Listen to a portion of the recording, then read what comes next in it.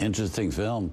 And one of the few times during his career that John Wayne took second billing to another performer.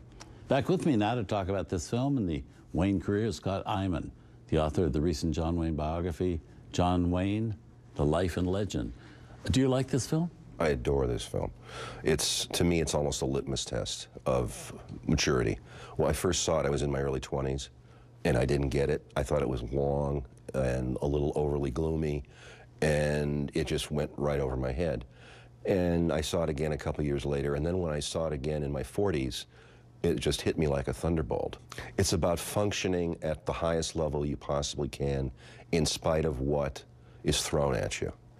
Wayne's character learns to be a team player. He thinks about freelancing, but ultimately he decides to give in to be a team player. At the end of the movie, the woman he loves, played by Donna Reed, she might be dead, she might be captured by the Japanese, she might be hiding out in the mountains. We don't know, and he doesn't either. But he goes back to fighting the war because that's what you have to do. And it's about coping with what life throws at you, no matter how unreasonable or no matter how occasionally savage, and going on. A lot of themes in there. Oh, yeah. Yes. Good movie. You should also point out that he obviously enjoyed working with Donna Reed. They made another movie together. Yes. 8 years later, They're very along good the way. together. They're Yes. very good together. She looks like she would fit with him very well. Yeah. She'd be the kind of person he'd gravitate towards. Yes. Well, we're going to move on now. Coming up next, more John Wayne embroiled in World War II.